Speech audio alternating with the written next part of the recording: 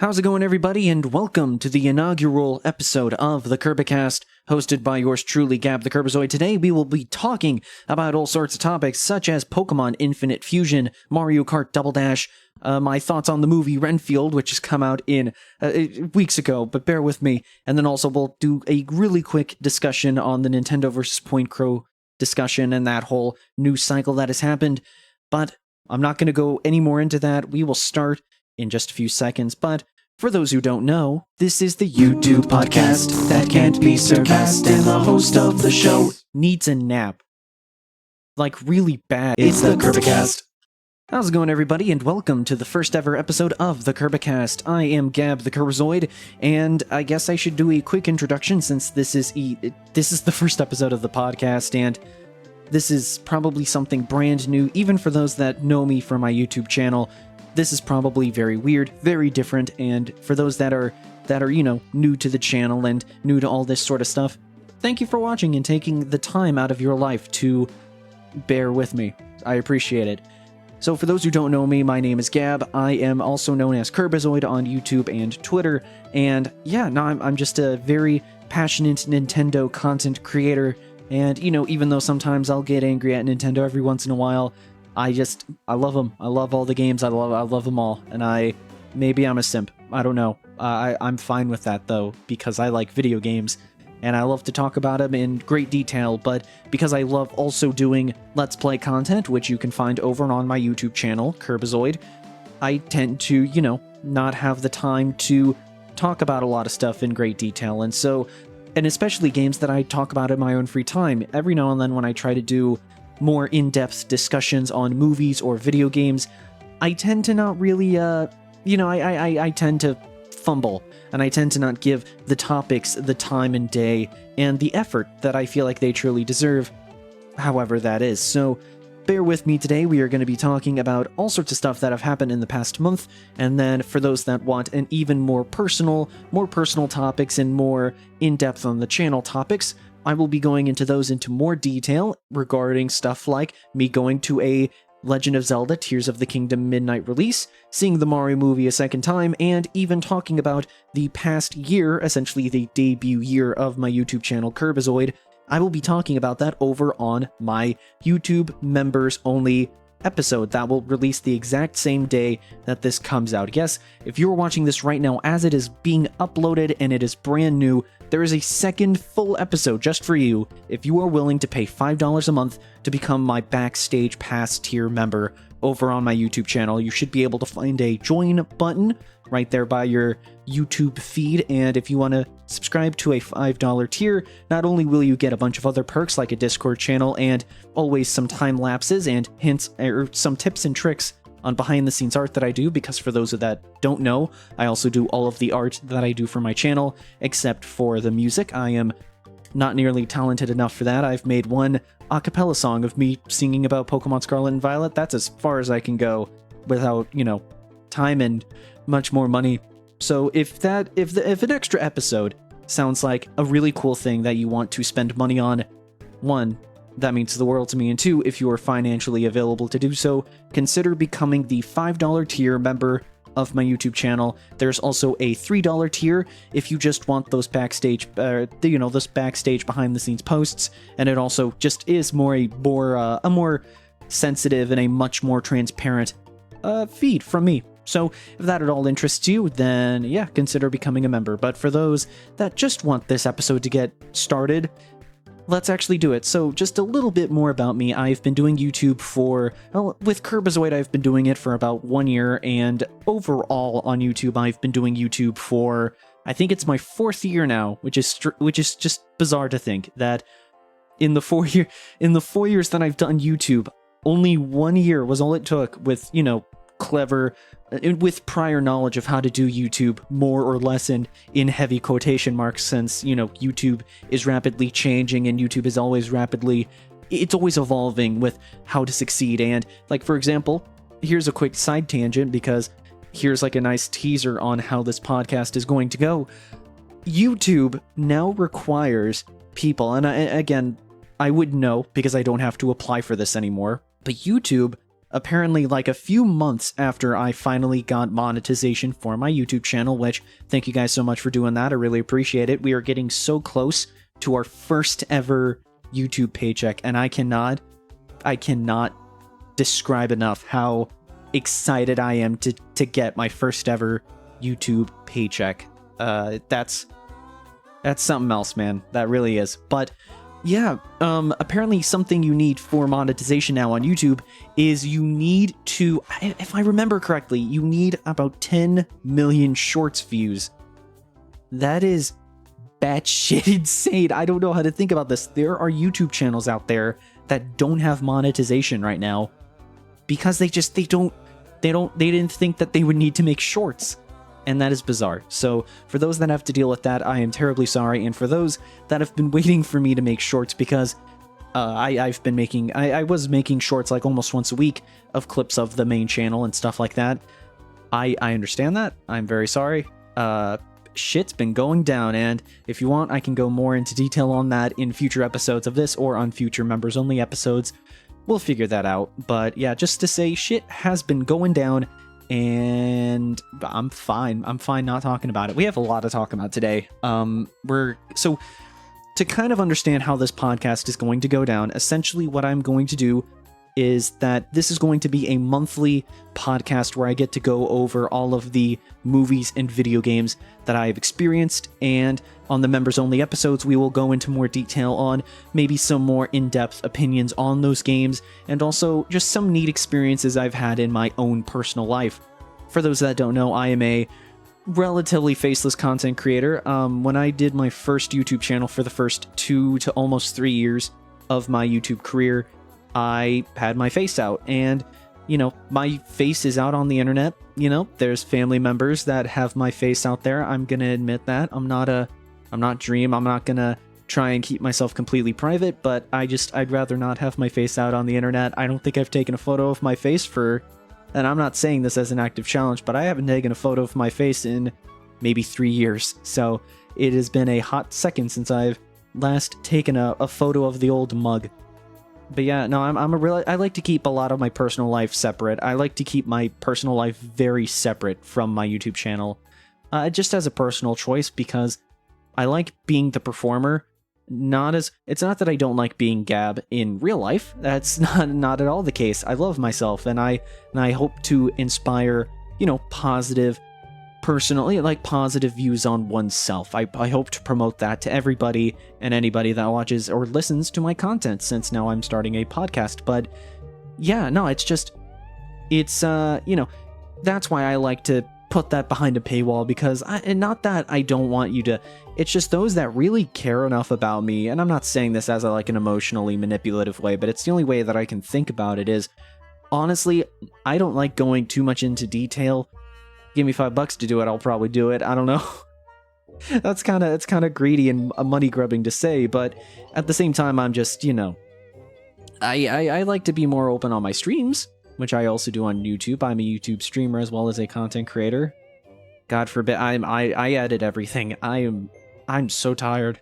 I'm so tired. But yeah, no, it's, I try to separate my content from my personal life, and it's just like, I just feel like those that really for some reason want to know about a random parasocial relationship's personal life, you can pay me to figure that out. I'd like to rather keep the more public opinion of myself. I just rather keep that out in the open. It's not that I cherry pick my thoughts or anything, and it's not that my opinions that I state on my YouTube channel or my Twitter, it's not that they're not my own, but it's that I don't really incorporate my personal life that much into my actual content or in anything outside of stuff. So that's why it's just in a more locked place, just because, I don't know, I'm a pussy and I don't like putting myself out on the internet like everybody else. It's just, I just don't wanna. I'm good, thanks. I'm good. I'm fine. It's all good. But moving on, essentially, yeah, so this podcast is going to be weekly, or not weekly, oh god, I couldn't do weekly, monthly podcast episodes at the last Tuesday of every month, where I talk about video games, movies, and video game news. that I just find interesting over the month, and me just kind of going into detail about those, and then in the more personal episodes that you can find on the members only thing if you get a membership to the channel. That's a whole thing that you can do if you want. So for now, we're just going to get into some news, and to start off, we're going to start with the first video game. Essentially, we will start video games, then movies, and then game news. Game news will maybe happen every now and then. I only have one thing to talk about in gaming, and it's something I've already talked about multiple times. So it's like, it's fine. We're here to chill. We're here to have a good time. This is why I have music. That's also a thing, real fast. And again, I'm just going to kind of go into detail on my current philosophy with the podcast, because you know what? It's the inaugural episode.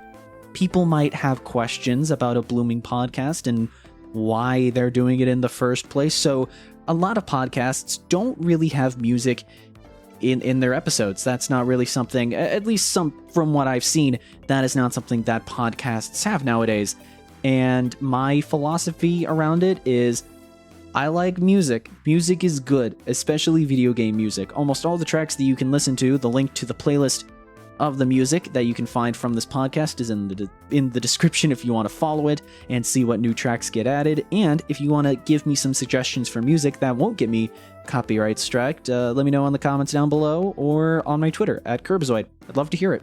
But yeah, like, I just love listening to music. I love listening to video game music, and therefore I want to do something that's a little bit different, because I like hearing very subtle but very, it's kind of their video game music. It's kind of what you hear in my more talking videos that I do on KiRBiZOiD. I don't like having dead air between my voice. That's just a personal taste, and not a lot of podcasts do it unless they're D&D podcasts, and I don't want to be a D&D podcast, but hey, if I can get even remotely, if I can find some remote similarities between this podcast and amazing things like Just Roll With It, sure, I'll take it. But yes, that is why, this is why I like a lot of stuff, and this is probably very different, but a very similar podcast that this podcast is taking and admittedly very heavy inspiration from is a podcast that I love very much. It is a podcast called Let's Fight a Boss. It is an amazing video game, movie, news podcast that relatively does the same thing, and it is from these amazing content creators. One of my favorite content creators of all time, Super Eye Patch Wolf. Love you. You are the only human being that I have ever willingly bought a U2s from. It is the only U2s I will ever own, more likely than not, because they make some of the best videos I've ever seen on the platform. I love that shit. It's so good. But yeah, it's Super Eye Patch Wolf and two of his friends from an animation college. I think it's Brian and Neve, and they are just amazing. They're just amazing people. Go, if you like what this podcast does, and you're like, man, I wish this podcast had 2 more people and they were Irish, and they were just the coolest people around, go check out Let's Fight a Boss podcast, because this is more or less the same. Essentially, I love talking in depth about video games and videos and stuff, and so they really inspired me to make this podcast and get back into podcasts. Because last fun fact I'm gonna say, because we're already like 10 to 13 minutes into this podcast and I haven't even gotten to the main points of the episode, which is fine. I think it's fine for a solo podcast to not have that many ums and uhs. I am genuinely impressed right now. I'm not gonna lie. But yeah, oh my god. The last thing that I want to say before we start this podcast, if I remember, oh no.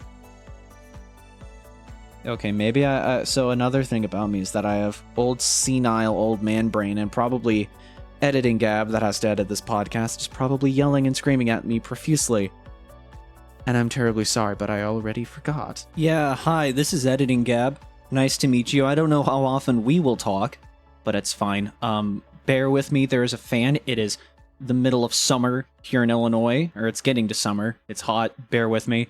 Yeah, so, yeah, no, I am fucking furious at this douchebag of a human being. How dare she not forget, or how dare she remember? God, I'm doing bad.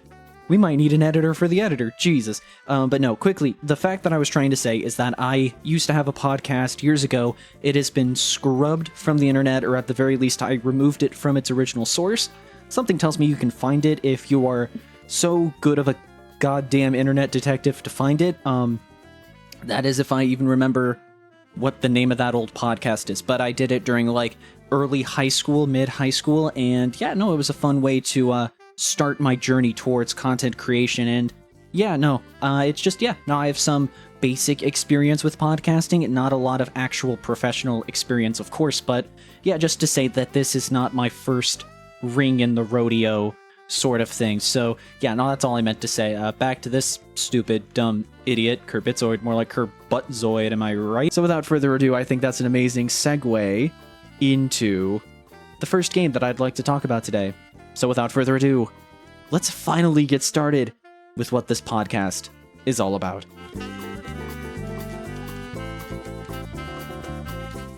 So for those who don't know, Pokemon Infinite Fusion is an amazing game that has been making the rounds on the internet, especially in your TikTok and YouTube shorts. It's just easy content, and funny internet man AlphaRad, amazing content creator, highly recommend him.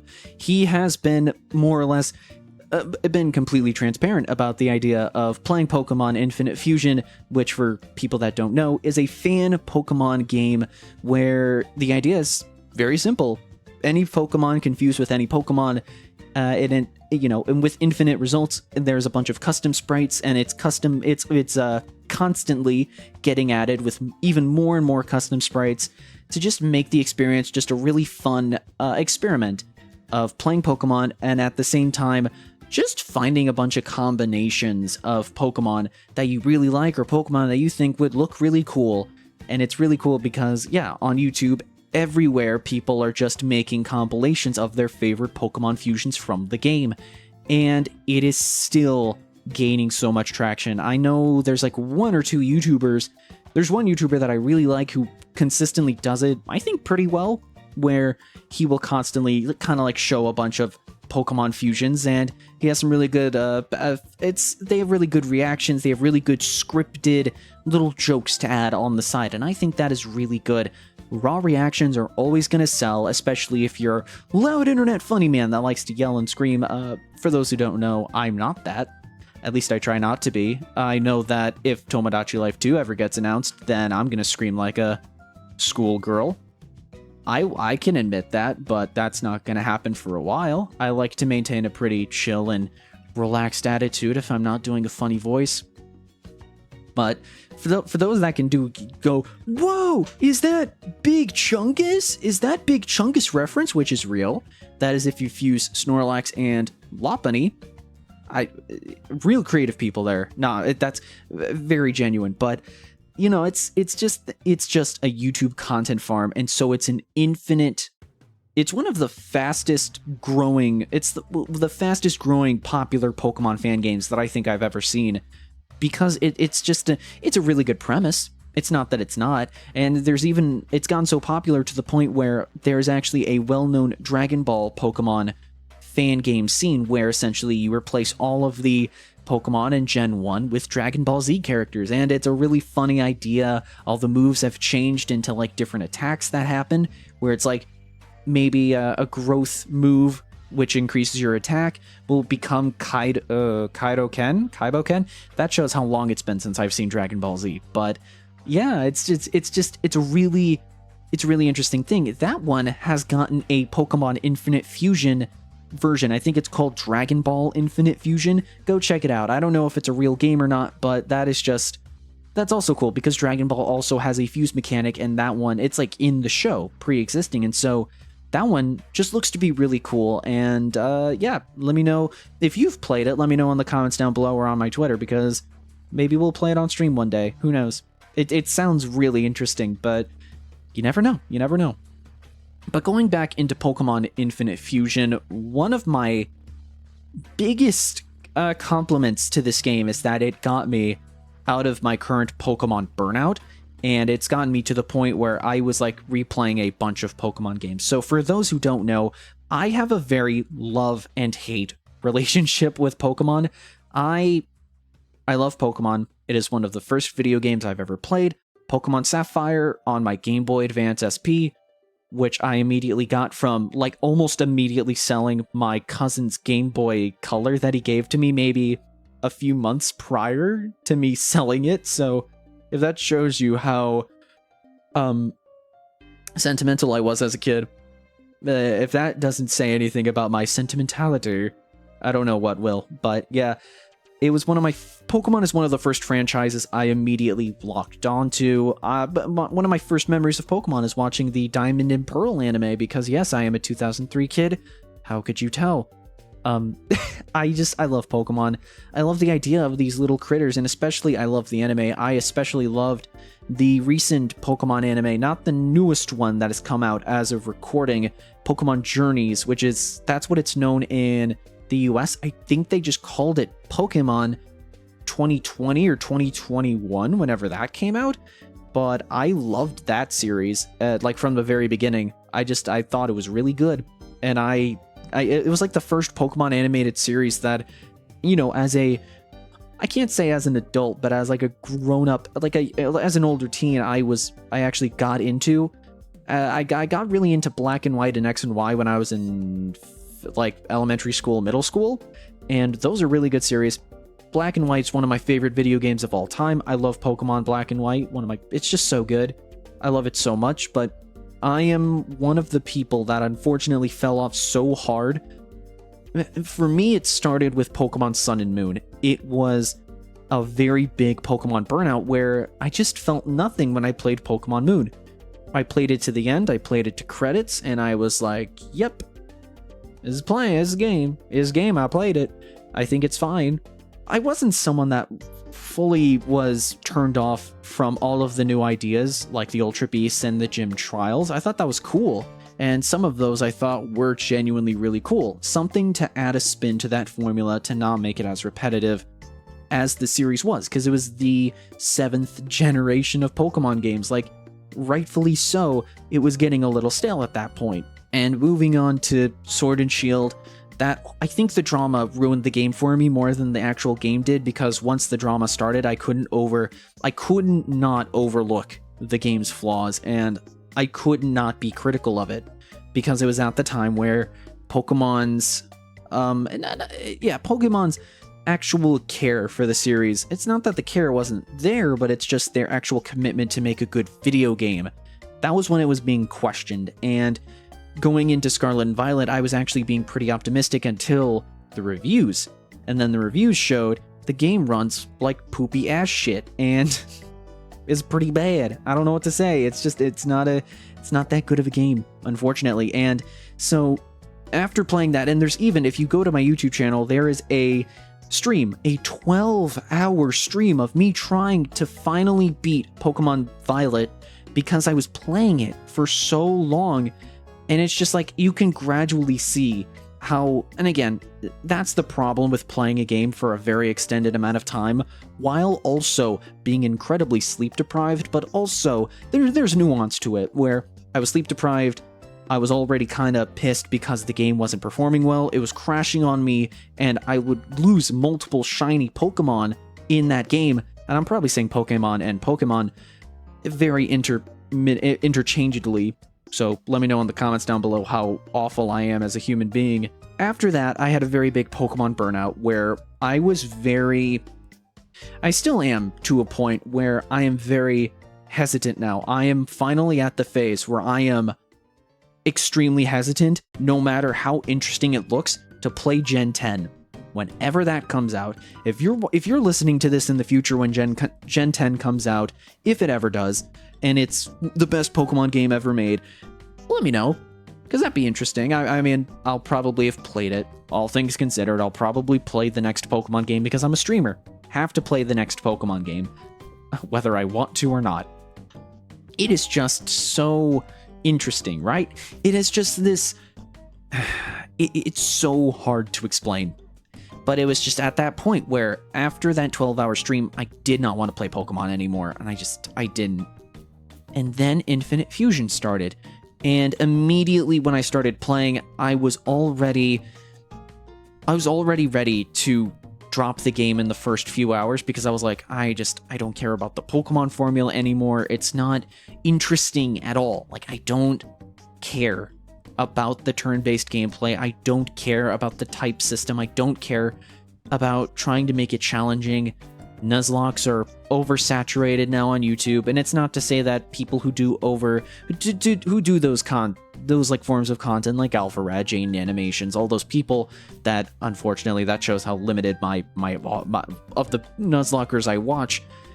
But it was like I was so tired of Pokemon that when my friend convinced me to start playing Infinite Fusion on my Steam Deck, which, by the way, I have a Steam Deck, and maybe I'll go into more detail about it in the future. Definitely not in the bonus episode, but in the future, let me know if you want me to talk about my Steam Deck experience in the comments down below, because that is something I do feel like I want to talk about.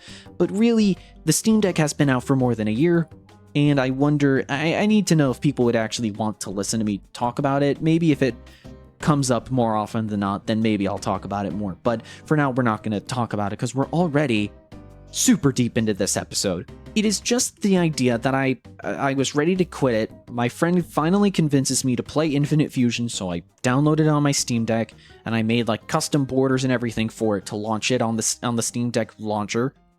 I launched the game, and for the first few hours or so, I was all ready to put it down in the first few hours.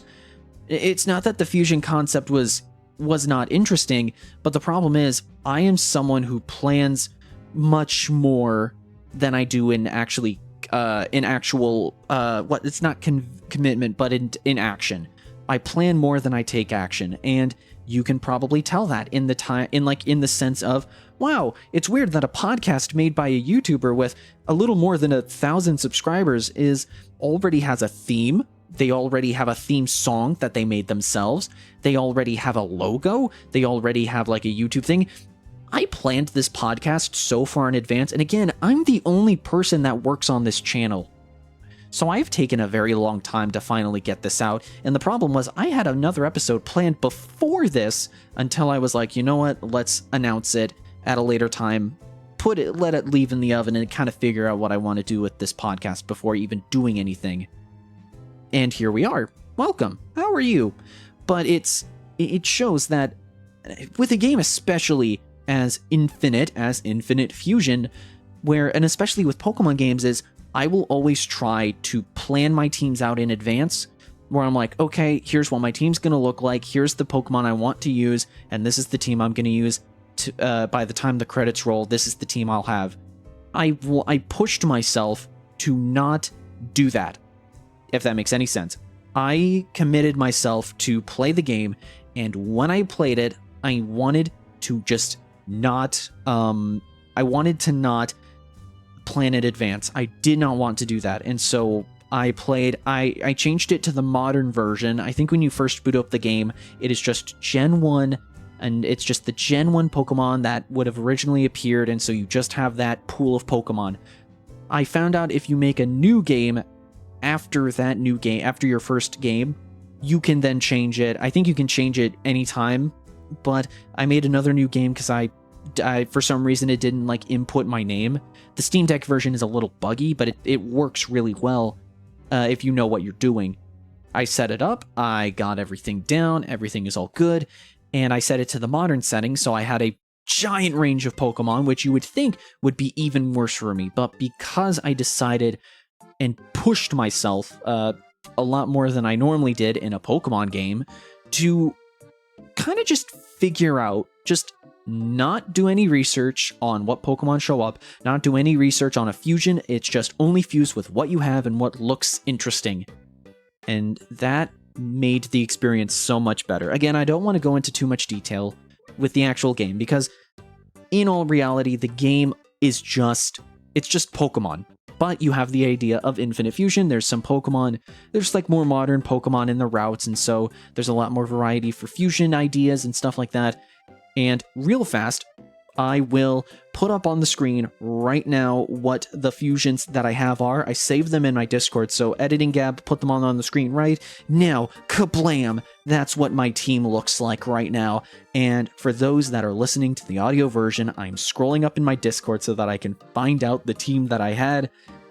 Here it is. I'm going to read them out to you.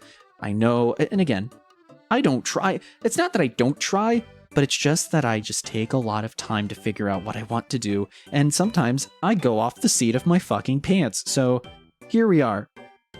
The first Pokemon that I have is a fusion between Sceptile and Crocodile. That's the name. And Crocodile is one of my favorite Pokemon ever. Sandile is just a baby boy that I want to protect. Again, Gen 5 represent. And it's Sceptile, my favorite starter, besides Snivy. And I didn't get Snivy because I don't think the Gen 5 starters are in the game yet. As of recording this episode of the podcast, they have been updating the game pretty commonly. Again, they're always making more custom sprites. They're always making more stuff. Again, it's because of all the support and all of the YouTube shorts and all of that stuff that Pokemon Infinite Fusion has been so popular that it's been able to continuously support the game. And I cannot tell you, as someone who loves fan-made content, especially Nintendo fan-made content that doesn't get killed by Nintendo, we'll get to that in a bit. It's just really cool to see, just to see that. But going back into my team, I have Sceptile Crocodile, who looks like a Power Rangers villain. I love him. I love him so much. My second mainstay fusion was a Clefable mixed with a Hitmonlee, and the idea was there in Mount Moon there was a Clefairy. I've always wanted to try a normal type like Clefairy or Jigglypuff on a team. So I was like, you know what? I'll take Clefairy. We'll get a Moonstone and evolve him really fast. So let's try Clefable. Let's see what happens. And we had a Tyrogue, which, depending on its stats at a certain level, evolves into 3 different Pokemon. So I was like, ooh, this is going to be really interesting. Because, you know, the more normal side, so it'll get more access to more moves of Clefable. And just wait until it evolves into one of the Hitmonlee, Hitmonchan, or Hitmontop. Let's see what that's all about. And so I did that, and it evolved into a Hitmonlee. And one of my favorite things is Clefable has the ability Magic Guard. I think it's Magic Guard or not Wonder Guard. That's Shedinja, and maybe I'm mixing those up. Let me know, editing Gab, or in the comments down below. But I had that, and it's an ability that only lets this fusion get damaged by attacking moves, so no recoil, no status effects, none of that. None at all. And for those who don't know, Hitmonlee has a really powerful move called High Jump Kick, so essentially I can do High Jump Kick without any repercussions whatsoever, because I don't have to fear the recoil that move does. And that was unintended, and that was really cool, just to figure that out. I love shit like that. The next one that I got was a Flygon mixed with a Nosepass. I don't like the Probopass Flygon fusion, and also, I like Nosepass more than Probopass. That was the whole reason I got Nosepass, because I was like, ooh, Nosepass is a cool Pokemon I wanted to try. And so it has Levitate, so it has like ground immunity, and it's super strong, and it looks really cute, and the fusion's name is Nosegone, and I just find that name really funny. I love it. The next Pokemon I have on the team is a Talonflame. I always forget this one's name. Kabutops. I think it's called Talontops, and it is awesome. It looks like this Monster Hunter looking creature. It's fire water type, and that's just always going to be a cool, it's like a very basic cool fusion idea, but I still like it. It's cool. One of the final ones is, again, I have to represent my Gen 5 game. Gen 5 gang, sorry. It is Reuniclus and a Golurk, and it has Iron Fist, and that's super good, because it is just a strong boy and a psychic boy. It's just that, it's that flex of like, you know, I just need a psychic type in my team, because it's the niche coverage. I always have like a niche coverage on my team. And also I've always wanted to use Reuniclus, because that's my friend Ethan. Yeah, that's right, returning character to the channel, Ethan. It's Ethan's favorite Pokemon, and so I was like, let's see if Ethan has any actual idea on what a good Pokemon is. And I'm not gonna lie, damn it, Ethan, you've got it. You got a point there. Which is funny, because Ethan just sent me a DM on Discord, and it is a picture of an ass. Okay. Oh, actually, no, never mind. Let's see this. It is a tweet, and it's about, quote, and I quote, Freddy's Fazballs. I love you, Ethan. Keep it up, punk, you freak. The final Pokemon that I want to talk about, and then I'll just talk a bit more about the game, because we are already so far into this episode, which is fine. Podcasts can be long, but it is a fusion between... Oh no, I lost it. Oh, never mind. It is a Klefki Raichu fusion, and I was like, oh, Klefki, maybe it'll make a cool fusion, but I wanted a Pikachu fusion that was cool. I'm a basic bitch. I've said this, I'm a graham cracker of a person. I'm a basic saltine cracker of a person. I love basic things. I love Mario. In Mario games, I play Mario because I'm basic. I wanted a cool Pikachu fusion because I was just like, you know what? I hate trying to be like I'm unique. I just want to play Pikachu. I just wanted Pikachu because I liked Pokemon Yellow, so I have an attachment to Pikachu. So I wanted a Pikachu fusion, and I saw that if fused with Klefki, Pikachu fused with Klefki, he makes him a Sora Kingdom Hearts, and I thought that was cool. And then I was like, what does it look like when it evolved? And it looks like a Raichu, but the tail is a keyring, and that is cool. And also, it's Electric Steel, which is one of my favorite Pokemon Magnezone's types. So I was like, you know what? Screw it. And it also has some really cool Fairy type moves. It's just cool. It's a cool guy, and I love him. But yeah, that is my team in Pokemon Infinite Fusion. If you have some really cool fusions that you want me to look at, maybe we'll do that on a YouTube short or something. But let me know in the comments down below or on my Twitter if that ever interests you. But yeah, overall Pokemon Infinite Fusion, it is just Pokemon. I don't know what they could do to fix it, except there's one thing, actually. There's one thing that actually, outside of it, it is just Pokemon. You can only go to the first 2 gens, which is really cool. And one of my, there's not much you can change about that, because outside of just going through the exact same, except with fused Pokemon, which is a really good concept on its own, and they update the plot every now and then to accommodate for the fused Pokemon. One of my favorite things that you probably will not know unless you play the game, it is so good, and it is so subtle, but it made the game genuinely really fun at the beginning. It is, you go to Brock, that's your first gym, it's Brock, it's everybody's big bulky boulder boy, Brock, not Rock, that's a rock. You go to Brock, and he will be like, hi, I'm Brock, the Pewter City gym leader. I only use 2 Pokemon, so you only have to use 2 Pokemon too. And I was like, what? And you can only use 2 Pokemon. And then that's it. You can only use those 2. You essentially enter them like you would in like a contest or in a battle resort kind of situation. And so you only get those 2 Pokemon. And at least for the first few gyms, that made the game genuinely difficult. Because again, I just found it interesting. At the beginning of the game, it made it genuinely challenging, which is something you never get from a Pokemon game like that. In later gyms, they kind of don't fully go into the type that they're actually the gym leader of, not even in a randomized mode in the base game, in the base modern version of the game. I know Blaine, the fire type gym leader, I fought him pretty recently. He almost didn't, I don't think he had a single fire type, and if so, he had maybe one or 2, but like the rest of them were just genuinely like unique fusions that just would be cool, and I like that.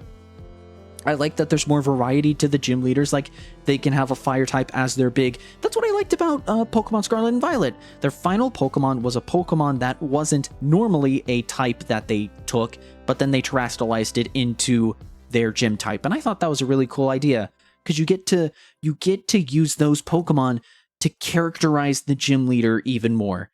And I just find that so cool. Like the bug gym leader. She has a Teddy Ursa because she has a bakery and it's like bears, honey buns, bear claws, like that idea. And then she turns it into a bug type to show that, yeah, she has interests outside of bugs. She likes little teddy bears because she's a baker, and that's cool. Stuff like that. I love when games do that, and especially in like really established series, they get to branch out and then do more stuff that's interesting and unique for the characters. Am I overlooking this? Maybe. But it's still fucking interesting, so you're listening to the podcast. You can choose to stop listening whenever you want, but please don't, because I have a lot more to cover. One thing that I do want to say, and it's the last thing I want to say about this game, is that it has a built-in speed up button. You can toggle between 3 different speeds, and as someone who really doesn't like the sluggishness and slowness of Pokemon, especially, like that's the thing, the repetitiveness of Pokemon. Repetitiveness, is that a word? Yes, it is. The repetitiveness of Pokemon makes it such a slog at the base speed, and is one of the reasons I don't like playing Pokemon. It's just that at the end of the day, it's repetitive and kind of mind-numbing at this point, when I can be playing a game that actually, does something that actually requires me. And it's the idea. It's like I feel like nowadays it just doesn't work for me anymore. And I can grow out of things. That's fine. But this game speeding up everything, it kind of felt like, and it's just with the speed being up, my brain instinctively tried to speed up the menu presses as well, and then I would miss input, and that would lead to my disaster. And so, at least for me, speeding up was not only a way to make the game not repetitive, but also was like a little mental gymnastic for me to not, fidget and, try to quickly get something and get it wrong. I still had to make more intuitive choices with my moves, and especially it's also really fun, and this is how it does spice the game up, is the fused Pokemon. Based on their name, you understand what you try to figure out what type every fused Pokemon is, and that is really fun, trying to figure out the specific combination, and especially in double battles where you're trying to figure out the combinations and kind of remembering what the broad pool of moves a Pokemon can have, and I guess both Pokemon that it could have, because it shares move pools, and you're trying to be like, okay, this is the safest option, I have to risk this option. It is really fun. I had a lot of very difficult fights near the end of the game, and I'm not even at the end of... Oh no, Kanto. I'm not at the end of Kanto yet, and so that is just it's really cool that I still haven't gotten to the end of Kanto, and I'm still, currently I am being challenged. I can't say anything for Johto, I don't know how that's gonna go. But hey, maybe in another episode when I play more of it, I can talk about my experience even further. So hey, for now, that is all I'm going to talk about, because who knows, maybe in another episode I will talk even more about it. But we are already, as of recording it, is 40 minutes into the podcast, and I haven't talked about the multiple other shit I was going to talk about. So I'm just going to quickly change topic, because goddamn, I greatly underestimated what multiple topics would do for a podcast in terms of length. My bad. The only big game outside of that I have played in this past month, I know it has been dry, and we're going to get into Tears. This is going to come out after Tears of the Kingdom. This is actually being recorded after Tears of the Kingdom is being launched, hence why in the bonus episode we will talk about the Tears of the Kingdom midnight release, because it was an awesome experience and I want to talk about it. It is... I don't want to talk about it just yet. I want to save it, again, because of time.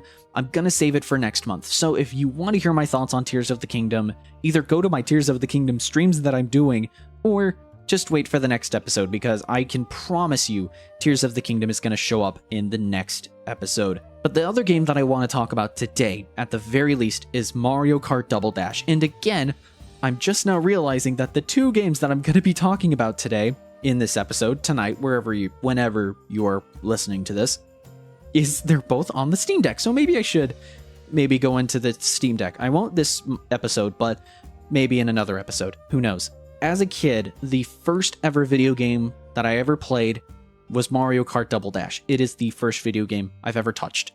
And it is this weird memory, I can faintly remember it, of me doing battle mode with my cousins in Texas. Yes, I was born and raised in Texas. I am very happy as a trans person. I am not there anymore, but I just remember with my cousins, we're playing battle mode.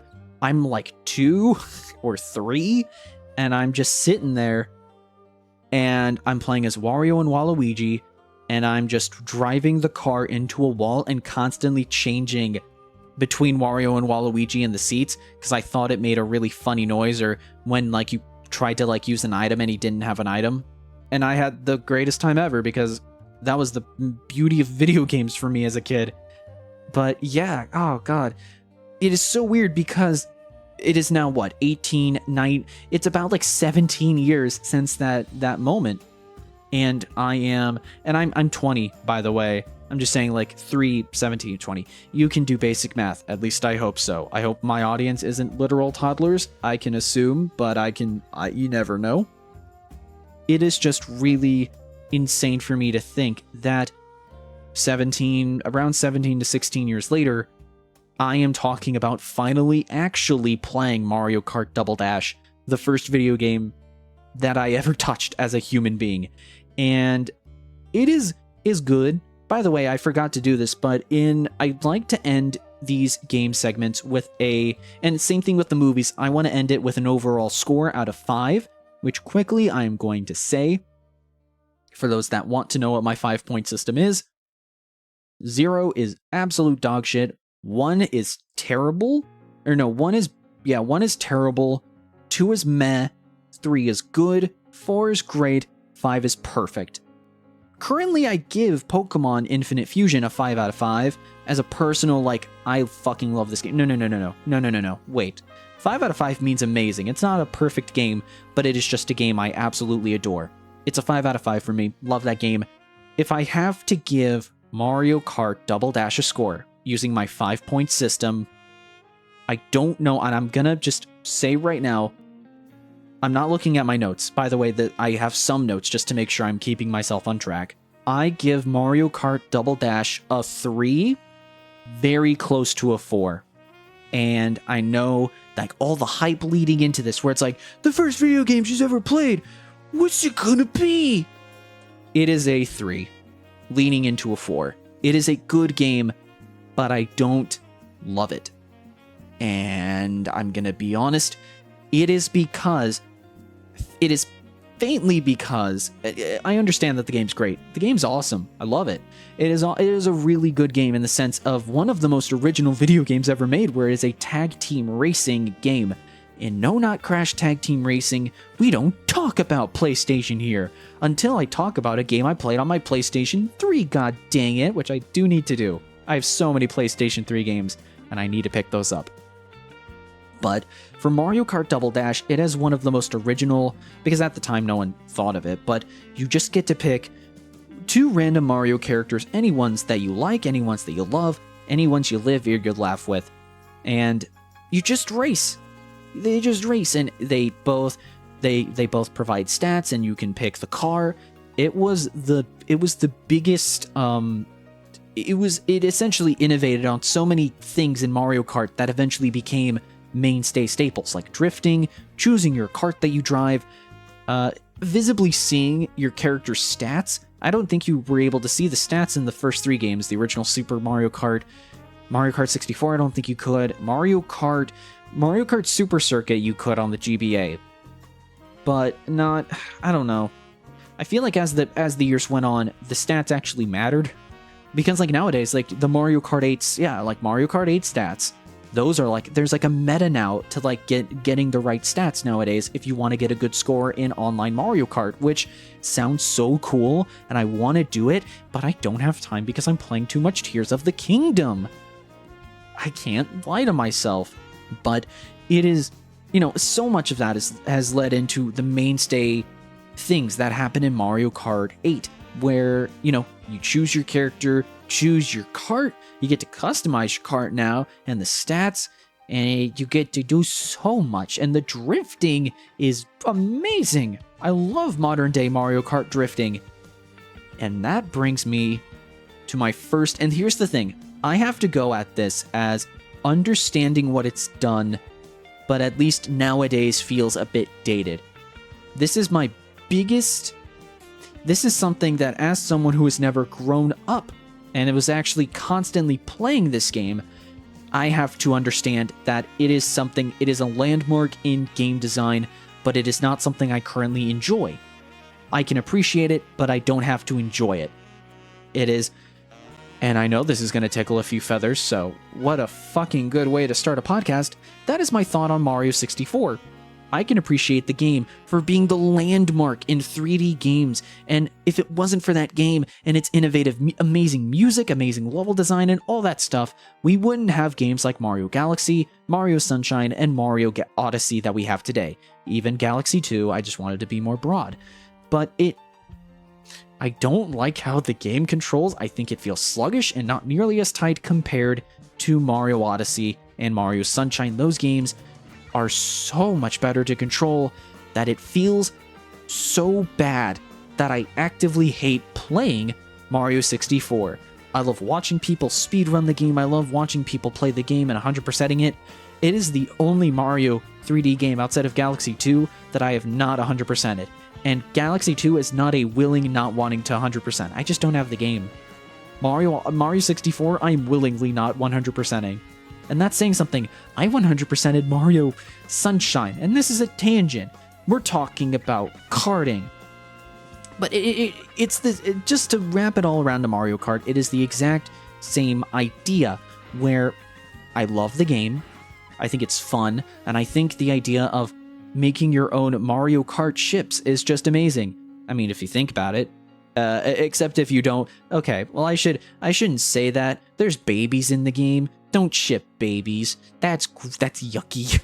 But besides Baby Mario and Baby Luigi, it's just having your favorite combination of Mario characters race and get the gold in maybe a baby crib, maybe in a giant Bowser car.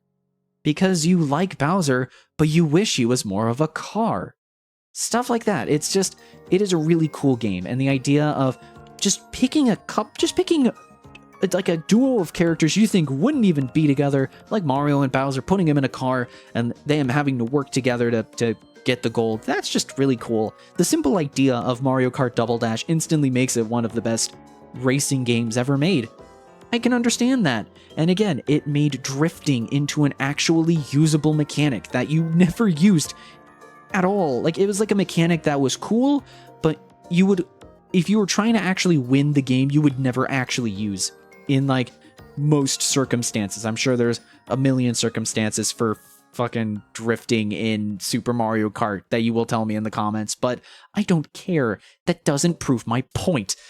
The only way that I can describe it is the drifting is the turning and drifting in Mario Kart Double Dash is better, but it's not as good, or it's not as tight. It's the same thing with Mario Kart 64. It's not as tight or responsive as 8.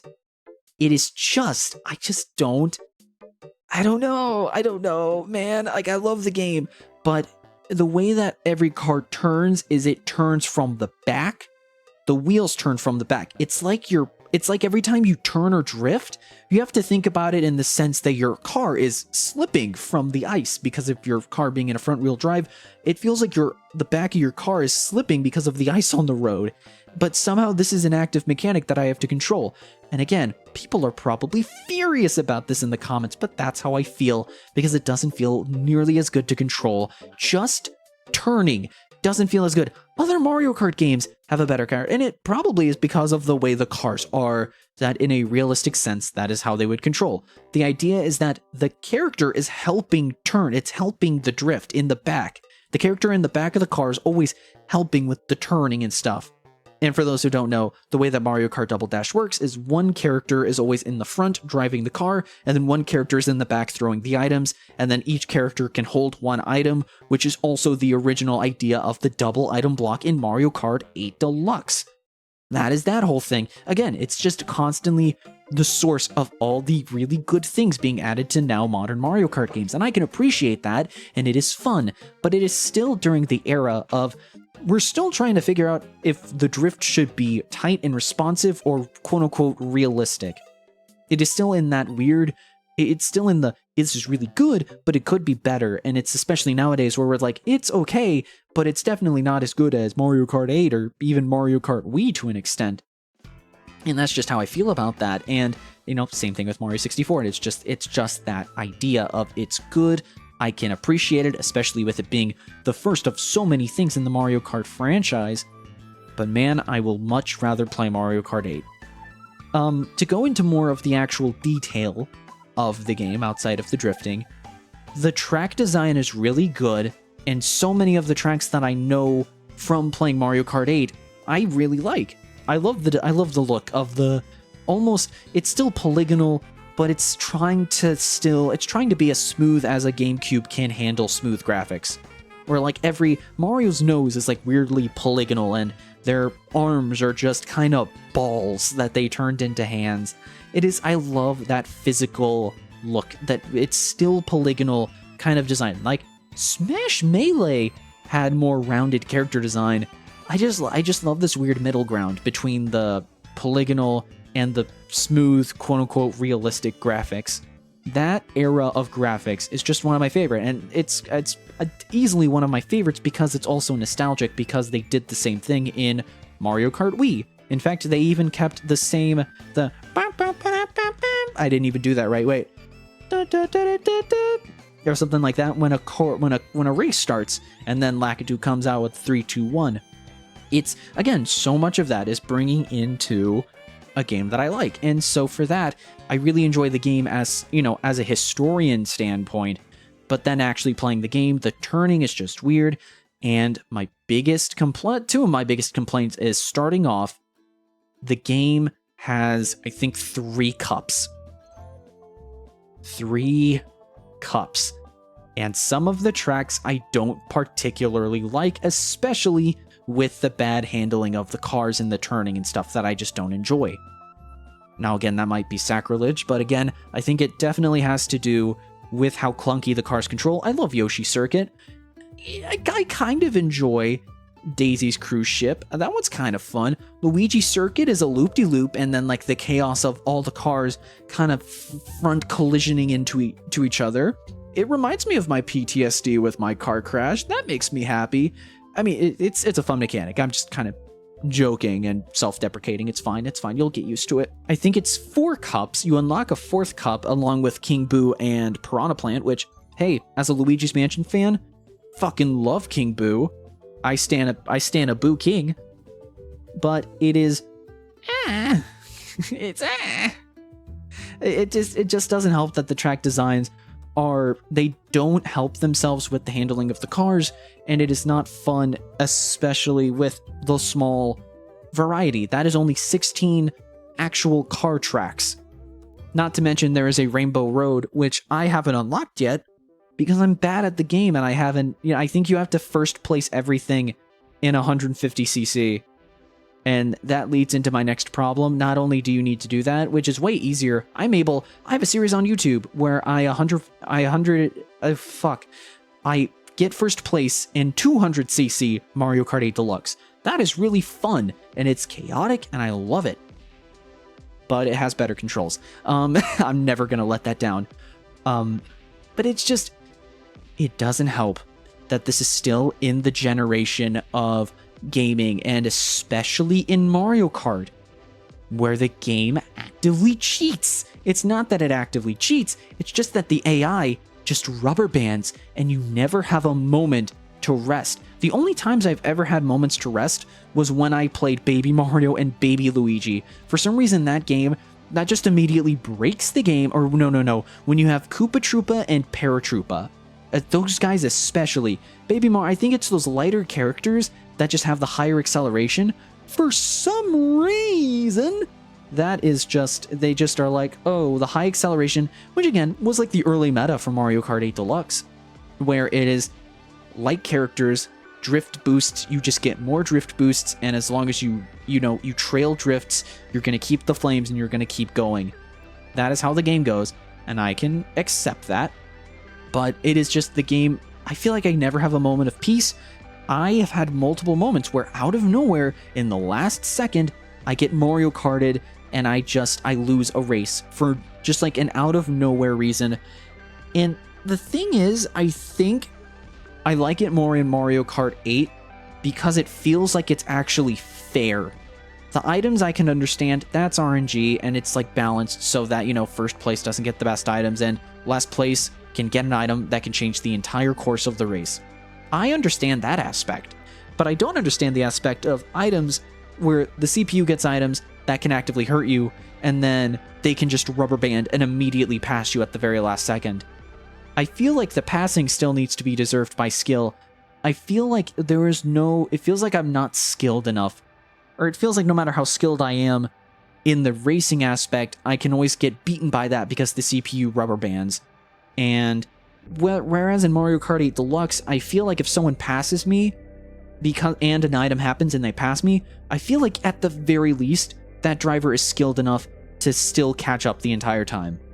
Maybe that's just me, and maybe it's some backwards logic that allows me to okay in my brain that, I don't really appreciate this game that much.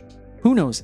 It is still a fun game. Let that be clear. I love this game. I think it's fun. And I feel like trying to do this with, like, multiple people, I feel like doing this with, like, multiple players at once and doing battle mode, I feel like that would be fun. Again, Mario Kart's supposed to be a multiplayer game, and I experience I experience Mario Kart as a single-player person.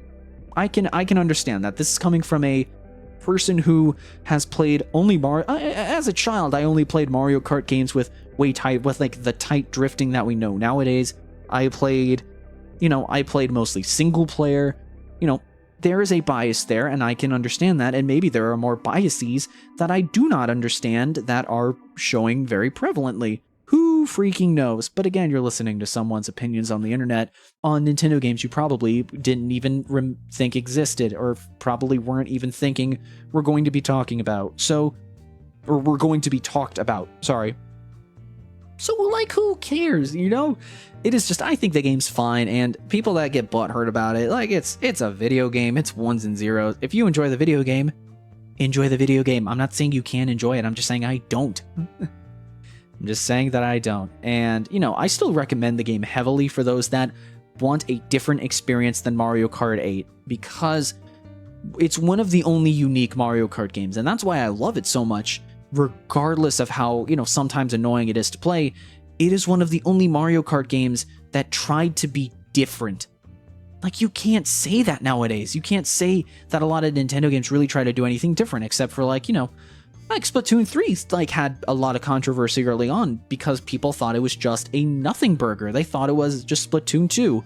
And, I guess I'll go into this later, but, Overwatch 2, we thought that was going to be the same game, and then we found out the multiplayer was just Overwatch with more characters, and then they were just like, oh, hey, remember the thing that, the PvE content that actually made the game a experience that would make it, actually even remotely be considered to get a sequel?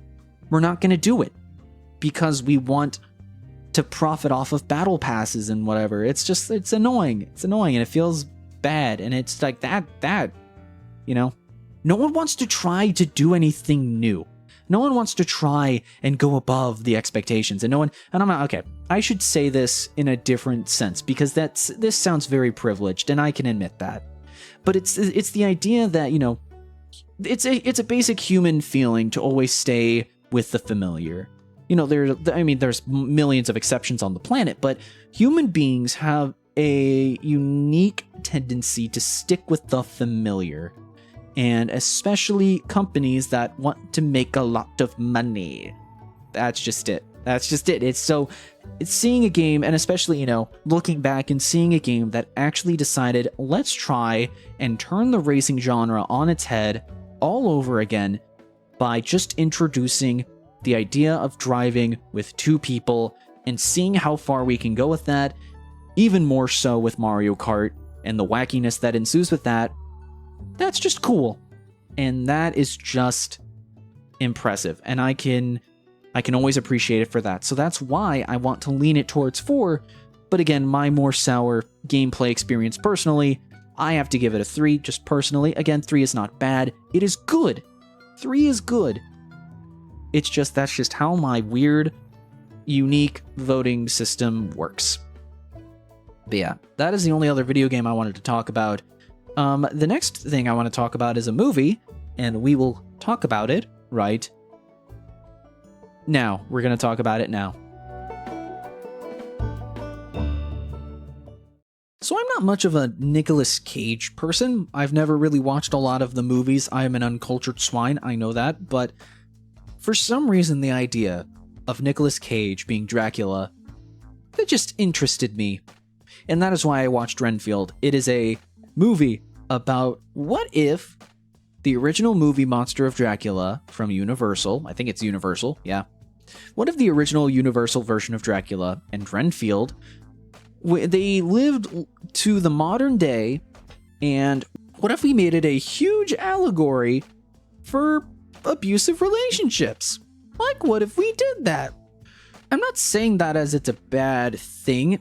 Like, the concept is really cool. Again, it's going back to It's just a unique idea, and it's talking about a modern theme with a bit of a comedic twist. Now, there is a debate that can be said about, is it okay to talk about, sensitive subjects like abusive relationships, which are real and do happen, and put it on a comedic end? And everybody can make that argument, but it really doesn't make humor of it, but it just takes the idea of it in a comedic concept.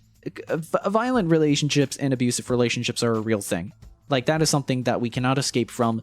There will always be those people in the world. And, at the very least, the least we can do is use this as a way to not make fun of the subject, but to kind of not to dehumanize them, but to just make fun of them.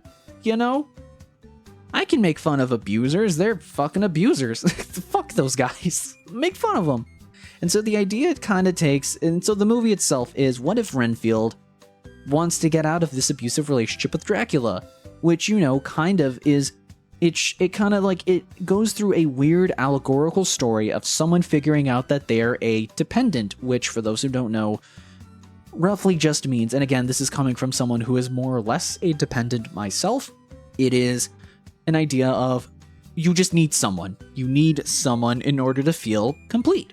And sometimes that need to find someone can be for the worst, because the person you might find might be a asshole. That is unfortunately the truth for a lot of people. Hence, the worriedness that people might have when going into a movie like this. And again, this is meant to be a comedy. So it's definitely an interesting concept. And the movie, genuinely, I need to remember what I gave for the score of this. Okay, that's right. So I gave this one of the fattest fucking 2s I've ever given a movie. 2 out of 5, again, is meh on my score. Meh as in, it is in the most mediocre. It is in, so for those, again, I'm bringing back Eye Patch Wolf. He invented the idea of the mediocre valley. The mediocre valley is essentially a movie. I think of it as a graph, and a movie can be valued. Movies can be valued highly if they're really good, but movies can also be valued really highly if they're really bad. But the problem is, movies that are in the middle, not really amazingly good or not really amazingly bad, they're less memorable, and they kind of fall into this mediocre valley of, they're okay, I don't really have a lot of interest in them, and so my opinion is kind of meh. And so you enjoy it probably the least. It is, stuff that can be historically amazing or historically bad. You remember those experiences, but those that are just okay, it's just you kind of just forget about them, and they're valued less than a really bad game, weirdly enough. Or at least the enjoyment that you would take out of a really bad video game or a movie. And this is one of the most mediocre movies I've ever watched. And again, let it be known, if you enjoyed this movie, perfect. I did enjoy parts of the movie, but overall, it is a problem. It's so meh. Okay, so I'm gonna get into parts of the movie. I'm not gonna go into too deep of a conversation about it, because if you want to watch this movie, I encourage you to do so to form your own opinion, because you may find something really good out of this and you might enjoy it more than I did. I'm totally fine admitting that, so consider that when you are watching this movie. But the actual premise of Dracula and Renfield and their abusive relationship, and Renfield going to therapy to find that, again, I'm going to talk about what's kind of like only in trailers. Renfield goes to a therapy group, kind of originally he was going to find victims for Dracula, and then he was like, oh, yeah, these guys are kind of this is what an abusive relationship is. Oh, shit, I'm in an abusive relationship. I didn't think about that. The movie starts with him being like, okay, at the very least, I can help these people get rid of their abusive significant others by feeding them to Dracula. That way I'm getting rid of bad people, and I'm not getting rid of good people, because I have morals now after hundreds of years, I guess. And so it's that idea, and then it eventually gets him caught up in a mafia evil boss family kind of idea, where he accidentally gets involved in this evil criminal organization that's corrupt, and it makes the whole city corrupt. The cops are corrupt, and everyone's a bad guy because the evil people just get to walk all over people. Essentially, a real life. It's like a much more broad scale version of what Dracula is doing to Renfield. It is how underground mafia boss types and those underground, what am I trying to think? I'm trying to think of a word. This is happening again. I don't want to, It is a syndicate. That's the word. Like those underground syndicates that control the city and they pull the strings. They are essentially the equivalent of an abuser abusing a single person, except they are doing this to an entire city. And it's bad, obviously. But essentially, one of the quote-unquote abused people in that relationship would be a cop that Awkwafina plays. And let this be known, I don't think Awkwafina's bad. I just find her, it's just, Awkwafina's in everything. It's just, and here's the thing, it's not that she's really a character actor. Actually, she is. She's a pretty good character actor, but the problem is, Awkwafina never really does anything that's too far out of her comfort zone. And so I feel like every time Awkwafina is played, like Awkwafina plays someone in a movie or a film or an animated series, I just think, oh, that's Awkwafina. Then I don't really think much else. And so therein lies the problem, where I'm like, oh, okay, there is Renfield and Dracula, and that's a really cool idea. Renfield gets involved with the Syndicate, which is another allegory for abusive relationships. I can see that. But then once he gets involved with the crime syndicate, he essentially also gets involved kind of by helping the Awkwafina character, who is a cop, and her whole thing is she is quote-unquote abused by the police system, which is corrupt because of the crime syndicate that is taking over the city. And so it is just this idea of all the ways an abuser can take form in the world, and that is fine. I think that's an interesting way to kind of talk about it and talk about stuff. I got no problem with that. No skin under my boot, I guess. But it's just that the whole time I just feel like it's boring. I don't know. Because I just feel like I don't know. It's just, I feel like every time it tries to do the Syndicate and it tries to do Awkwafina's cop plot, I feel like every time except for the Dracula parts of the movie, it's just cookie cutter. I feel like every other part of the movie besides Dracula is cookie cutter. I think it's boring. I think it's just meant to keep the plot going, and it sucks. I don't like it. And then when the hero goes bad and goes through his hero's path of, oh, I did a bad thing and now she doesn't trust me anymore, and they have their thing, it's fine. It's fine. And then Dracula gets hooked up with the crime syndicate. Of course he does, because the abusers of a feather fly together, I guess. But that's so fucked up to say.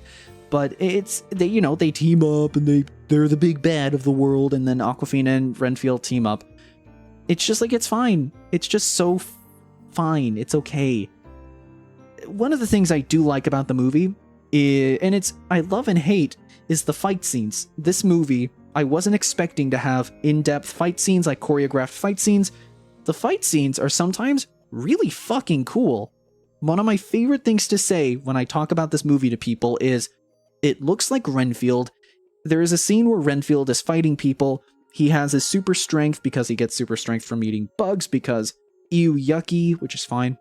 Renfield essentially gets this power, and he starts beating the shit out of people, and he's super strong and super agile, and he's blocking all their bullets, and he's fighting them, and like there's really cool fight scenes where he essentially like takes one dude, pulls his arms off, and then he uses the guy's like decapitated or detached arms as nunchucks, and he's flinging them around and hitting people with them. And then when he's done with them, he throws them like javelins at a cop at a corrupt cop that's trying to kill Awkwafina, and then pins the guy to a wall and like spears him with these separated arms. That's fucking cool. I like that. And then Awkwafina's character, she shoots her gun. It's meh. That's another thing. And it's the big thing where, as someone who loves fight scenes, I don't get why, and it's because it's cops, and cops like guns. as a lot of people probably know about nowadays. But, you know, gunfights they're just boring. They're fucking lame. I don't know. A choreographed fight scene, like fist on fist, super powered claw versus super powered foot or whatever. Those are really cool and in-depth, and they are so interesting to watch unfold as you watch these people physically go at each other and prove their training, because you have to train. And it's not that you don't have to train to shoot, but it's just, you can see the experience on a person when they fight. You can watch as this skill, this innate skill and this ability are shown in this environment, and then you watch and then you just watch a guy shoot a guy, and it's just like, it's over. Bang, dead, bang, another one dead, and it's so boring to watch. That's it. It's just boring to watch, unless you can make it cool, which is very hard to do. And I can admit that it can be done. I just don't think it happens often. That's just how I think. And so going into that, it's just the fight scenes in Renfield every now and then are really cool, because Renfield gets to just throw shit around. He throws a platter like it's a discus, and he just chops a guy's arms off with it, and like kills another guy, decapitates a guy, and it looks really cool, and it's like gory violence, and it's like, hell yeah, monster movie, let's see some gore, let's see some blood, let's see some violence. I'm here for the violence. And then Awkwafina shoots a guy, and you're just like, oh, this is just objectively less fun to watch. You're just watching bang bang gun, and especially now as someone who just doesn't like guns in general, just watching this kind of mediocre gunfight unfold, I'm just like, I already hate guns. This isn't helping, because this just shows that gunfights are boring. I don't know, maybe this sounds deranged, but I just way more prefer melee fight scenes compared to more boring gunfights. That's just me. And so the fight scenes are always hit and miss for Renfield. The plot is always hit and miss for Renfield, because again, when it's like, as Renfield grows as a person, he's like, oh, I'm going to try and become a better person. I'm going to learn more about abusive relationships so that I can arm myself. So when he confronts Dracula for the first time about it, there's this really funny scene where he's just nervous, and it's this first time confronting his oppressor, his abuser, and he's reading books, and it's like this joke thing where Dracula's just like, why are you reading from a book? Is this really all you have? And it's that idea of like, it's like, that's funny, and that's cool, because Renfield, like, he was trying so hard, and then as he relied on only the books and only the stuff he read, and he never fully took it to action, there was and it's also like the idea of trying to use, therapy books on an abuser and try to do it against Dracula. Like, it's that idea that is really funny, and I think it's pretty well done. It's entertaining for the time being. Like, that's funny, and I like it. Every other moment, then it's just, we're gonna have the crime syndicate, and we're gonna have the most cookie cutter plot possible, and oh no, Awkwafina's dad's dead, because of course he is. We're just gonna make that a very basic inspiration for Awkwafina to keep going, and we're not gonna divulge in it other than show a picture of her dead dad. And it's just shit like that, or it's just boring. It's just fucking boring. But there are moments that I can admit that are really cool. The last thing I want to talk about in this movie, before I, just finally move on to game news, is that it is just fine. But one thing just stood out to me like a sore thumb. There are two things actually stuck out to me like a sore thumb. One, the blood was so obviously fake, and it just looked bad. The blood looked bad, and it looked bad to me. I can't say anything. I don't work at Dead Meat. That'd be cool, but I don't work at Dead Meat, so I don't know good blood if it hit me in the face. It just looked dog shit to me. I can't explain it outside of that, which is fine. But yeah, it's an okay movie. One last thing that I want to talk about before we get to game news again is when I was watching this with my good friend Hunter. Amazing Hunter, if you're listening to this, you should get on, because this is fun to do. I'm figuring this out, but it also was very hard because we were watching the movie, and on the fight scene where he flings the nunchucks and stuff, he wears a red jacket. And this doesn't, if you're not at all like in my YouTube sphere of like mainstream YouTubers, you probably wouldn't think too much about that. With the red jacket, Renfield looks like MatPat for the briefest of seconds, and we couldn't unsee it for the rest of this movie. We literally looked at each other when we both kind of like figured it out in our head, and we both were just like, dude, this guy kind of looks like MatPat. And we instantly like could not unsee that for the rest of the movie. The entire time Renfield is mauling people to death and like cutting off limbs and shit, I kept going, when you disagree with FNAF timeline, and like that's all we needed to do. When you unsubscribe from Style Theory, we just kept joking like that. And I love MatPat, by the way.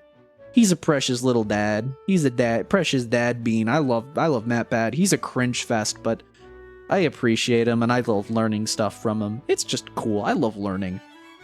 But it's just funny. Renfield is MatPat. That's all we could think about for the rest of the movie, and I just think that's funny. I don't know. But yeah, no. Outside of that, this movie kind of sucks. It's just mediocre, and it's just, that kind of devalues the movie even more. It's just meh. It's 2 out of 5. It's meh. I don't know. Moving on to game news. That'll be much more. Nah, it's not gonna be. It's actually gonna be way more sad, but it's fine.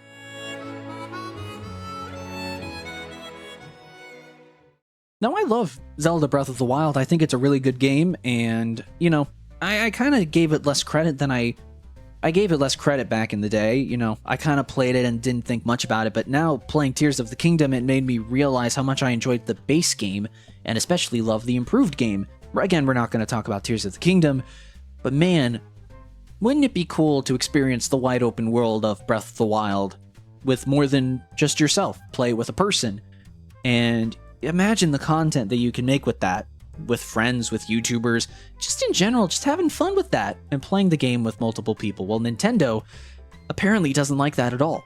Apparently, Nintendo would rather sacrifice, like potentially go into lawsuits and potentially go into all sorts of just scummy shit in order to prevent that from happening. And let me just rephrase this. For those who don't know, this is the entire Point Crow versus Nintendo situation, which is, it honestly it's done. The drama has passed, all things considered.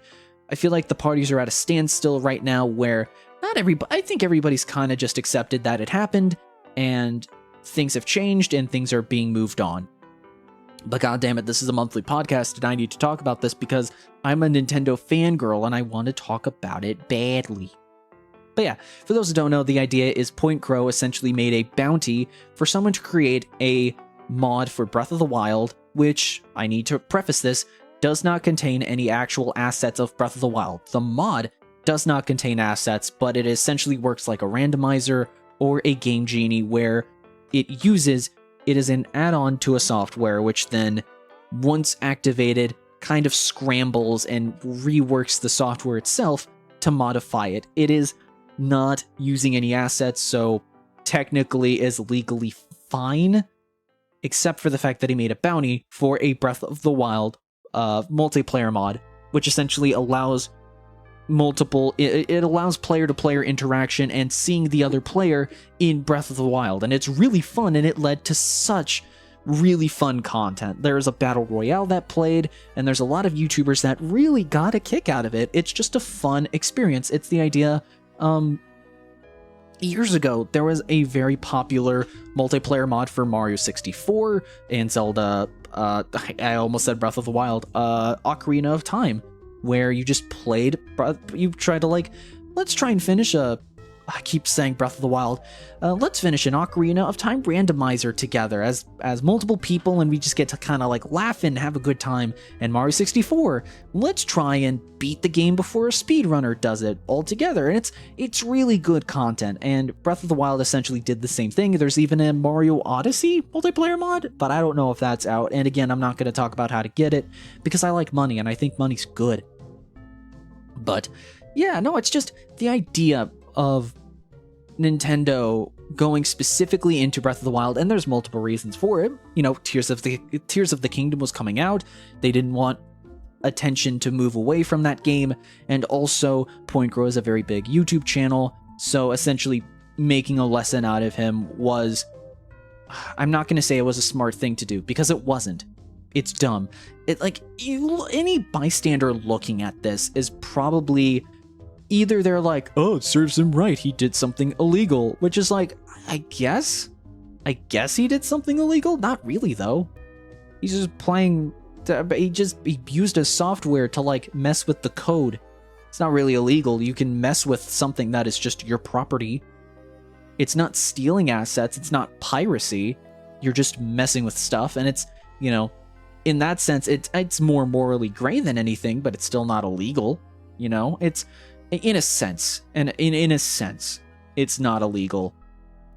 But it is just, I just find it fucking stupid. I don't know, I find it so dumb, because what they did is they gave him 2 strikes, essentially warning that if he ever tried to do anything similar to the multiplayer mod, they will just delete Point Crow's channel. And Point Crow is a really cool content creator, which I just want to quote one of my friends that just said that he's a worse small ant, and that hurts my soul, because both are good content creators, and I don't know, I just found that funny. But yeah, no, Point Crow is just really fun, and somehow, I think it's Eric, if you're listening to this, I'm really sorry that this happened to you. I don't know, there's nothing I can say except, dude, I'm happy that you're doing really good with Tears of the Kingdom, and sorry I'm not watching any of it. I'm trying to play it, and I'm trying to do it spoiler-free, so I will watch yours later. But yeah, it's... Point Crow is just such a cool content creator that I just wish he didn't have to deal with this, and I did. It's just, the problem I have with it is that it's just a long-running history in the making of Nintendo not being creator-friendly, or not supporting creators and creator works.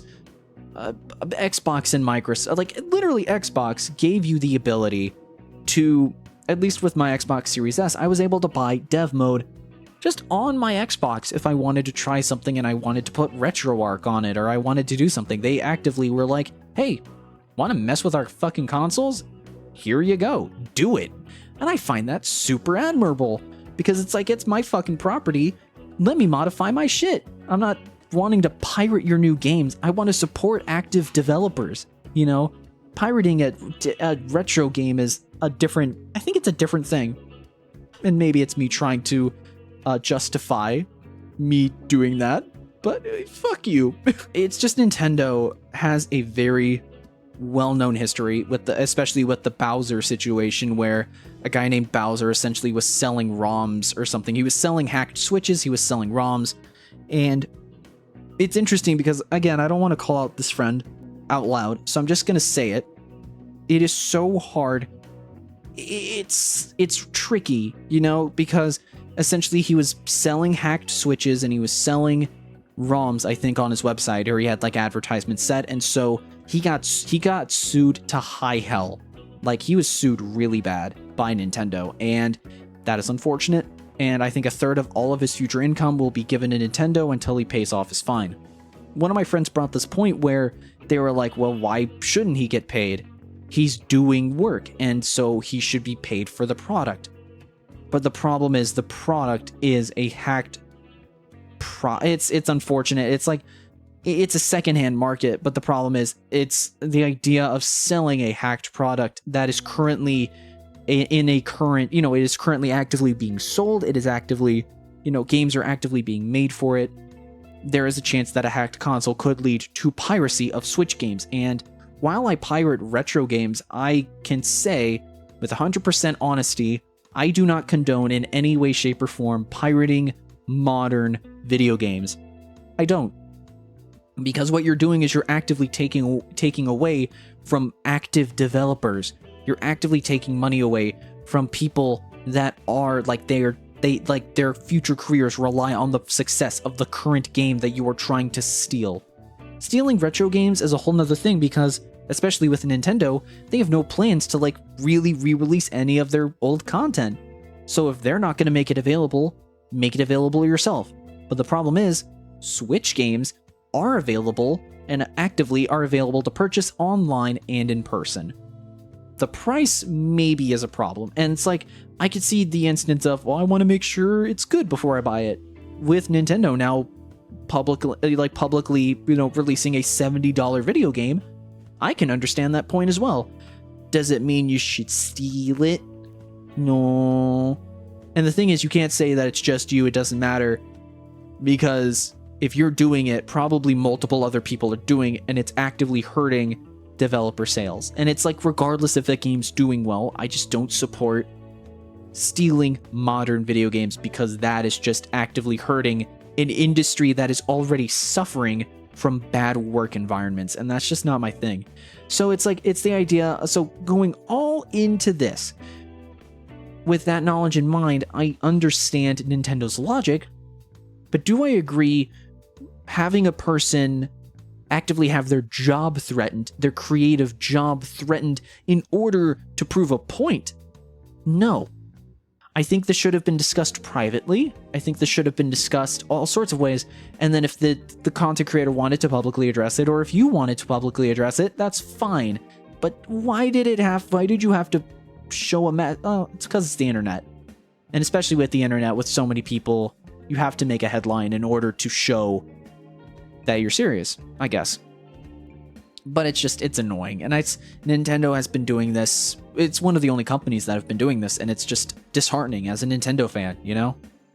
Just fucking sucks. I don't know. It's ridiculous, but oh well. Speaking of game developers not doing stuff I like, Blizzard recently, the very popular and well-loved current game company Blizzard, they have announced that they had to shut down the development of Overwatch 2's PvE mode. And as someone with friends that actively play Overwatch 2, and as someone who actively played Overwatch 2 for a while now without, a lot of microtransactions, I bought a skin. I bought a Junkrat skin. I can admit that with a clean conscience that I did that. It's hard for me to not get pissed off, especially as someone who the whole reason that they wanted Overwatch 2 to come out was for the PvE mode. So a little bit of context for those that don't know what's going on, because again, I don't fucking know who you are. Maybe. Overwatch 2, when it was announced, the biggest thing that justified, Overwatch 2 being a video game that exists instead of Overwatch 1 being updated, the biggest reason for this game to even exist right now was the PvE mode. And the PvE mode was essentially, player versus environment, single player to co-op campaigns of you playing as the heroes, fighting like waves of CPUs and campaigns.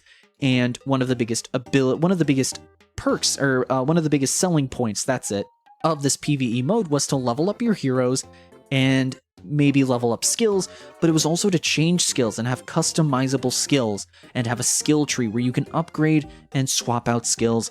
And that way, the PvE always was something different. You could try like a new combination of skills with different heroes and try that out.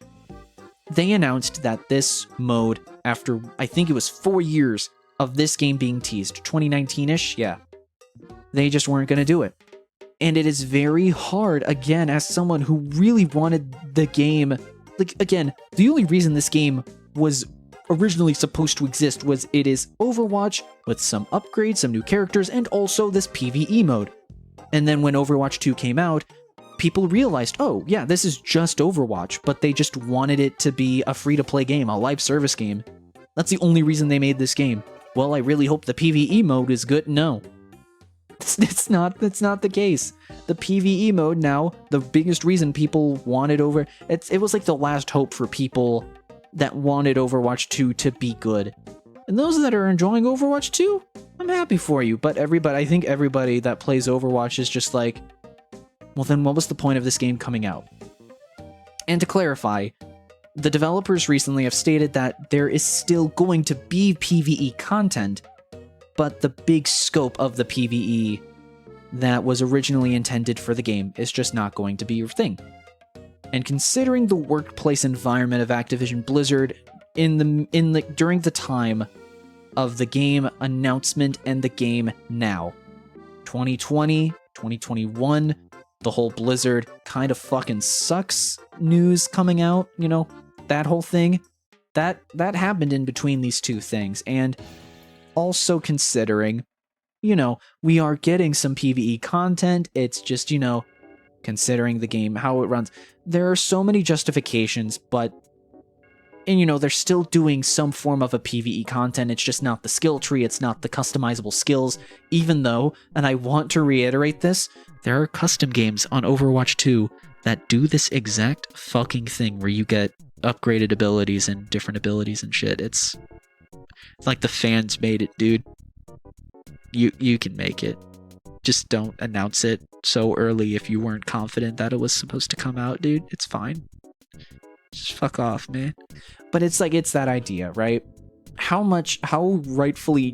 justifiably angry can we get with reason? You know, it like, that's what I want to understand, right?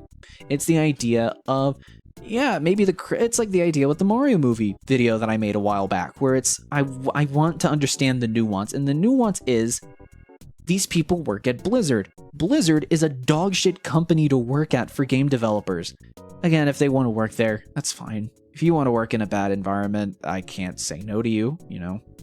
But it's, you know, understandably, they're working in a company that understandably not only is trying so desperately to get in a live service model, not only with Overwatch 2, but with Diablo Eternal.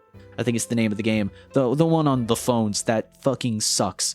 Like, Blizzard is not known to make good products recently, and so, you know, understandably so, it's not surprising, and especially considering how just bad Blizzard is. Again, I cannot iterate how bad of a company Blizzard is, at least as of recording, that I don't know. There's a part of me that, like, it's understandable why this doesn't come out, but it still sucks, because then why the fuck is Overwatch 2 a thing? This is not Overwatch 2. What you're playing for free is just a free version of Overwatch 1.1. And yes, that is a donkey reference, because he's correct. With the PvE not existing, it's just Overwatch. It's just Overwatch with story events. That's just an upgraded Overwatch. Don't call it Overwatch 2. Like, you know what? Actually, you know, here's the thing. And people can argue that the same thing happened with Splatoon 3, right? It's hard, right? And it's hard to, and it's, you know, all things considered. But at the very, you know what? At the very least, Splatoon 3 actually delivers on its concepts and actually makes substantial upgrades that, you know, maybe isn't obvious when it first comes out, but when you actually play the game, it's actually a different game, all things considered. Maybe it's not obvious, but at least it isn't Overwatch, but at least it isn't Splatoon, but again. Like, it's actual gameplay improvements, it's actual quality of life upgrades, and it's not a live service game with a battle pass, and it's not trying to microtransaction you out of house and home. And it's not made by Blizzard, it's made by Nintendo, which, from the last talking point I made, is, it's not the best. It's not as bad, though. It's not as bad. But yeah, no. I hate to make this the last, you know, topic of it, but I didn't even think about Activision Blizzard when I made this episode, so bear with me. But yeah, this is the inaugural episode of the Kirbicast. That's all I had to talk about today, and we are currently about an hour and a half into this episode, so I want to say, for those that are watching this far, thank you. Genuinely, thank you so much for listening to me ramble on about stuff that I talk about. And again, if you want to hear more about this stuff, there is a second episode already out with this that you can get if you are a member of the $5 backstage tier. So please consider becoming a member if you want to hear me ramble on just a tiny bit more. And if you like this podcast and you want this to just be more of a regular thing, again, every episode, including a members-only episode, will always come out at the last Tuesday of every month. And yeah, if you want to see, again, become a member if you want to see an extra episode. And if you want this thing to succeed and be done all the time, share this video, comment, whatever. If engage with the video, engage with the podcast, share the podcast on social media if you like it and want to show it to other people. That would mean the world to me. I appreciate it. Maybe I'll dog shit on your favorite GameCube game next time. Nothing is safe. No, I'm kidding. I like video games, and I don't like talking shit about video games. You know, all things considered, I like Overwatch 2. It's just a shame. And again, I like to put a more positive spin on the things I'm talking about, but it kind of is hard when game companies suck ass. But when it comes to games and movies, I try to find the good in everything in the worst of situations. So hopefully this was more fun to listen to than it was recording it, because at the end, it seemed a little bit of a Debbie Downer, but hopefully this was a fun episode to listen to. Yeah, that. In the next episode, it will come out next month, but until then, I'll sit back, relax, and be in the cast. And I'll see you when you come back in a month. This is the worst ending to a podcast I think has ever existed. But again, I got no outro. Here, let's make up an outro. Until next time, keep kerbing on. No, that one's bad. Until next time, bye. That's a good one. Until next time, bye. This is the YouTube podcast that can't be surpassed, and the host of the show. Man, remember when people thought I was a Kirby YouTuber? Fuck, man. It's the Kirbicast.